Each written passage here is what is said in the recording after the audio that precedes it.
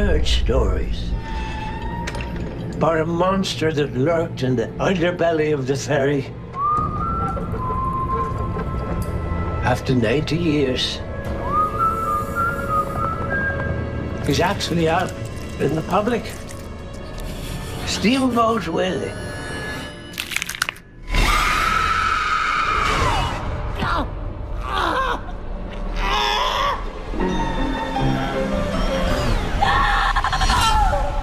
It's the happiest place on earth.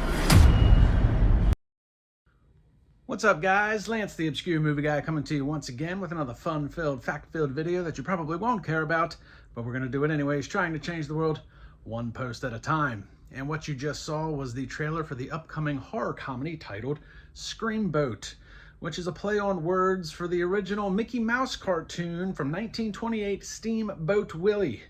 Now, Steamboat Willie went into the public domain last year, and writer-director Stephen LaMorte took the opportunity to come up with this wonderful idea to do a horror comedy / parody of the character, and did it in very, very good fashion. And we are going to dive into that heavy today. I was one of a few hundred people that got to check out this video, check out this movie before it comes out April 2nd at the Indie Horror Junkie Film Festival at MegaCon in Orlando this past February. So that was February 7th to 9th. The movie had its film festival debut, I guess, on February 8th to great fanfare.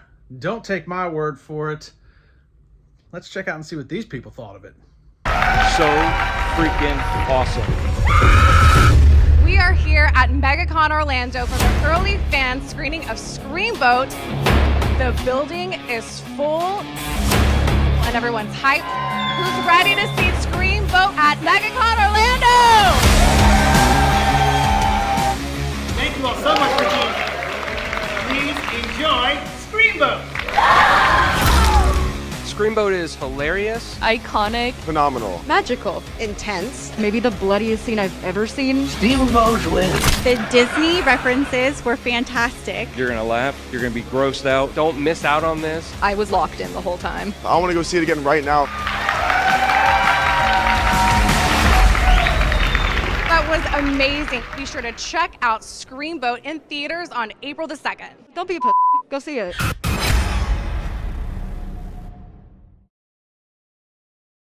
So it's not just me that thought this was a really fun and really good movie, and we're going to take a deep dive into it. So if you like horror, this is going to be right up your alley. If you like Disney movies, this is going to be right up your alley. If you like comedies, this is going to be right up your alley. It serves in all three genres very, very well, and put together, comes out as a very wonderfully put together film. Stephen LaMorte was the writer and director, as I said, and he did an incredible job writing the storyline, writing the dialogue, coming up with some great comedic effects, and just, it was very, very well put together. I can't stress it enough. Now, if you guys have been following me, which you should, then you'll know that I did Seasons Beatings 2023, where I talked about The Mean One, which was another horror parody, because The Grinch is not public domain. It was a horror parody of The Grinch. He called it The Mean One. That was done by Amy Schumacher and Stephen LaMorte. So once again, they are back. Also with the help from some of the producers from Terrifier 2 and 3. So if you're familiar with the Terrifier series, well, they've had some help from their producing team as well to make this film come to life.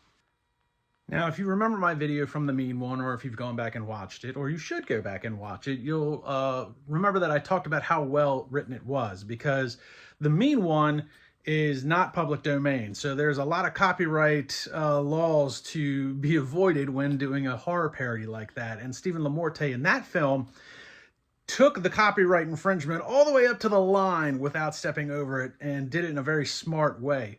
Now, Screamboat, even though Steamboat Willie is public domain, there's still some copyright things that you have to abide by so that the mouse in question doesn't come off looking too much like today's modern Mickey Mouse. And once again, we find Stephen LaMorte getting as close as he can to that line without crossing over it. The other beautiful thing about this, the writing as far as the dialogue goes, he's got some very, very good dialogue and a very well-written storyline. Now, this isn't a typical public domain horror film. This isn't like I know Peter Pan just had a horror film come out, and that was really just a slasher flick with a Peter Pan title slapped on top of it. There's also another Mickey Mouse horror parody, The Mousetrap, which doesn't play too much on the lore of the actual mouse itself. It's really just a guy losing his mind and running around in a Mickey Mouse mask. So this is not to be associated with those types of things. This is actually very well written. Stephen LaMorte went out of his way to make sure that there's a very good storyline for Screamboat, aka Willie. You know, the lore of the character, why he is the way he is, what happened to him, why is he so angry. And basically you get this really good storyline, and you almost feel for Screamboat Willie in this capacity, because the way the movie starts out, you do kind of get a sense of, there's a little bit of an overlay as to Walt Disney and Mickey Mouse, and how he exploits that character in order to make money. And that is kind of played into Screamboat. In fact, it's actually played in through an actual little animated segment that resembles the original 1928 cartoon. So again, very well done in that capacity. So you have a very well-written antagonist in the form of this 3-foot mouse that's running around and killing people on what is essentially the Staten Island Ferry. You know, to coincide with the Staten Island Ferry is a steamboat. So again, that ties the story together with the original Steamboat Willie. It takes place on an actual steamboat. So again, playing along to that lore of the character, not just the Disney lore, but they're kind of making their own lore go along with it. But you do have this 3-foot mouse that for some reason, he's angry, he's upset, he's in search of something, and we don't know exactly what it is. And when you start to find out why he's upset, what he's going after, what he's trying to do, you actually start to feel a little bit for Screamboat Willie, which is kind of weird because you don't often feel a whole lot of sympathy for the antagonist in a horror film.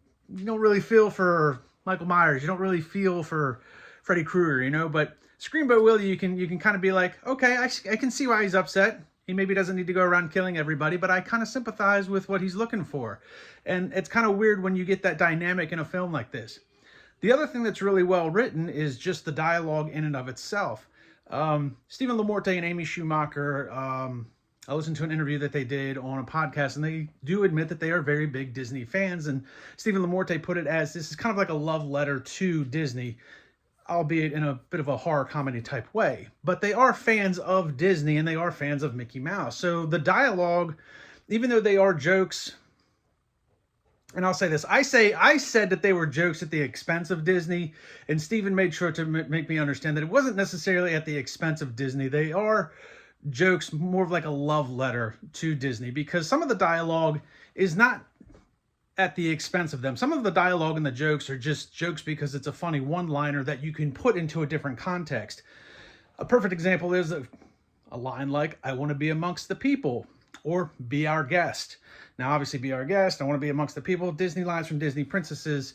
But when used in a different context, it lands as a good joke. And it lands as a good joke in two ways. If you're a Disney fan and you pick up on the reference, you'll laugh because it is a Disney line and it's used very well. The other flip side of that is that even if you don't get it as a Disney reference, it's still a good line where it's placed, and it still works in the context. So it actually works both ways. So if you're a Disney fan and you pick up on the Disney references, you're going to have a good time. Even if you don't pick up on the actual Disney references, it was so well written that it's still going to land as a joke. It's just going to land better if you get the Disney reference. Another thing that Stephen wanted to make a point of when writing this was to, because it does take place in New York, he did want to make a point to showcase the pride of New Yorkers, which was very important to him because he's originally from New York, moved to LA, but he's still very much a New Yorkian, what the hell? And very much a New Yorker at heart, you know, and it's in the film, you know, one person, you know, there's a girl that talks about, you know, maybe, you know, how do you deal with the city, and she's having a hard time, you know, adjusting to life in New York. And, you know, there's another girl, Amy Schumacher's character, that, you know, kind of helps her, you know, gain that sense of New York pride throughout the course of the film. And I thought that was really cool and kind of important, and it's definitely something I think a lot of people can relate to. Even if you're originally from a place and move, you know, that doesn't always mean that that place becomes home. Maybe it's your new home and vice versa. So, you know, like for me, I moved from Maryland to Florida. I very much consider myself a Floridian at this point. I've acclimated to the life down here very well. I've taken a lot of interest in the Florida history, especially my town's history, as goofy as it is. And I don't miss Maryland, as it would be. But there's also people that move to other states, you know, and miss home. They're always going to be a New Yorker at heart. Or for me, if I even went back to Maryland, I consider Florida my home. I'm going to be a Floridian at heart. And it was a really cool thing that Steven wanted to make sure that he got that point across to people, especially about New York pride. And it came off not overbearing. It came off very well throughout the course of the movie, and did a really nice job of making sure that that was in there. Now, as far as the mouse goes, I'm sure some of you are wondering, how did they put together a 3-foot mouse and kill a bunch of people? Well, they did it very cleverly. There's not a whole lot of, in fact, I don't think there's any like CGI in this film. Everything is a practical special effect. So what you get is this guy. And I know what you're saying. Was that a puppet? It is a puppet. However, bear with me for just a second. So the puppet in question here, that's Screamboat Willie, if you will. The puppet is used for like faraway shots. You know, you kind of see him from a distance, or he might be hiding in a bathroom stall, or he might be hiding behind a forklift, and you get these little shots of this puppet. Now, for the up-close stuff, where you actually see the puppet kind of interact and engage with people, i.e. killing them, you get David Howard Thornton in the mouse suit to replicate the Muppet. Now, who's David Howard Thornton? Well, everybody probably knows him best as Art the Clown, but he was also the Grinch and the Mean One, and he's also this guy from Scream. So David Howard Thornton, if you're a fan of horror, you know who he is. If you're not a fan of horror, I'm sure you've seen Art the Clown. He's been everywhere lately, especially after Terrifier 3. So David Howard Thornton jumped on board. Once again, we put David Howard Thornton in a suit and have him slaughter some people with, unfortunately, very little dialogue. I know the guy can act. He just hasn't had the chance to get a proper, I guess, thing yet. But the beauty of this is David Howard Thornton does a great job on the close-ups as the mouse, which is also kind of funny because when you get some of these close-ups, Steven was telling me that they had to build very large props because David's like 6'4" or something ridiculous in real life. So when he's interacting with stuff physically, he's supposed to be a 3-foot mouse. So you have like 9-foot tall props in order to kind of make up that difference. They did use some green screen, which was kind of obvious in a couple spots, but it was only for a couple of seconds and it wasn't too terrible. Nothing that would detach your attention from what's going on. But really cool that they got David Howard Thornton to be the mouse. Now, he doesn't have any lines, but he does whistle because that's what Steamboat Willie did. So you still have the whistling. He does do a little dance number at one point after killing somebody. And he does do all of the other audible noises, you know, screeches, yells, howls, all kinds of cool stuff. So he does get some vocalization through this one, unlike he does with Art the Clown. But it's really cool how they did that. You've got this puppet that they use for kind of like the faraway shots, and then you've got, you know, this guy in an actual mouse suit that looks just like the puppet. It's a really good job from the special effects team putting that together and making that happen. The cinematography was really well done, especially in regard to the mouse. Like I said, you never really notice that it's a puppet or a guy in a suit. They did really good, clever, expansive shots on some of this stuff to make it all seem as real as possible. And like I said, there's not really any like CGI in any regard. It's all practical special effects. The only CGI type thing that you could even closely relate that to would be the use of a green screen in a couple of scenes. But again, only were a couple of seconds. They actually filmed this on an actual Staten Island ferry. Part of it is filmed on an actual one that's still in use today, and some of it was filmed on a decommissioned Staten Island ferry boat that was decommissioned, but they still use that for a lot of the interior shots, and then you have the exterior shots. The boat is constantly on the move throughout the course of this movie, through the fog, in the river, in the bay. So very cool use of expansive shots, but also very good use of lighting, because you have what you can do with like shadow games where, yeah, it's a 3-foot mouse, but he's walking up on this guy trying to crawl away, and you get this big shadow, you know, silhouette coming towards him. So there was just a lot of cool little things like that sprinkled throughout the course of the film that just, if you're a fan of horror, you'll definitely appreciate them. You know, it sounds weird to say about a horror comedy Disney parody movie, but from a fundamental standpoint, the writing, the directing, the cinematography, the special effects, the execution was damn near perfect, realistically. Now, I know that this movie is not going to be everybody's cup of tea, so I'm not expecting to see 10 out of 10 on IMDb ratings. But from a fundamental standpoint, it's pretty damn close to being perfect. And the execution was exactly what Stephen LaMorte intended. You know, people ask me, what do I mean by something like, I'll say a scene wasn't executed as well as it could be, or the movie wasn't as executed as well as it could be. And what I mean by that is, did the movie convey the story that the director or writer wanted to tell? And in some cases, that doesn't happen that doesn't happen exactly how they wanted to.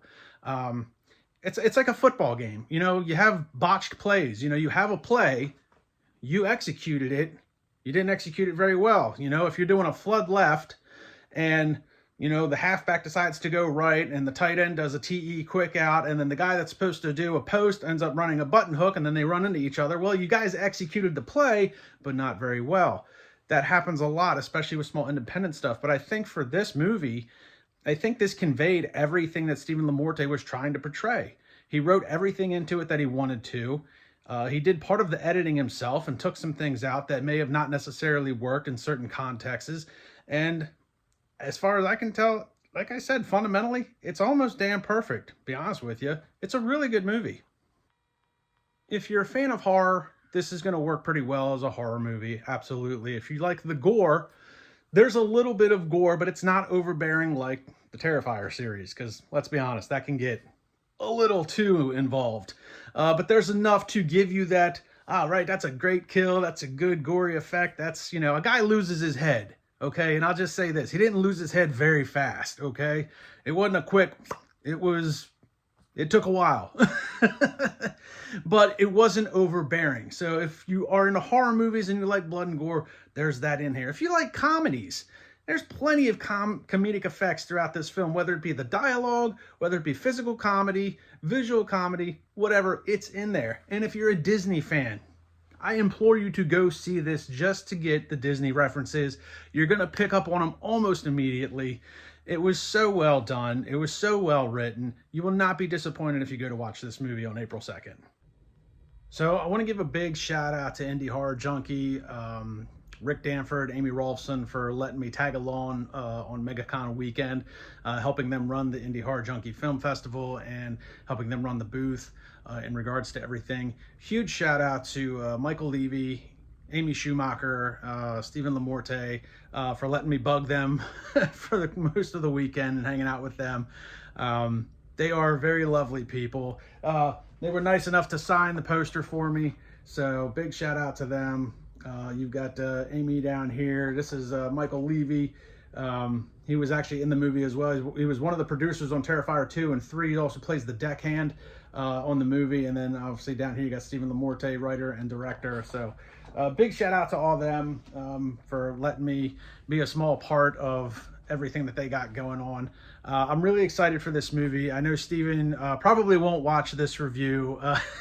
He's a stressed out guy, and he doesn't need to be, but when it comes to making his films, he's a bit of a perfectionist, and that's okay, because as I said, this movie is fundamentally it's damn near perfect. So he did a really good job. Amy, let him know he did a good job. I know he's not going to watch my video, but hopefully you will. Amy, let him know. And Michael Levy, he's in the movie. Like I said, he's one of the producers on Terrifier 2 and 3. He was also part of the Stream team, also with David Howard Thornton I showed earlier. So, but special thanks to all of those people involved. And again, to Rick and Amy for letting me tag along. And hopefully we can do it all again next year. So I don't know what's on tap for Stephen and Amy after this. There is a little bit of an opening for a potential continuation of this story at the end.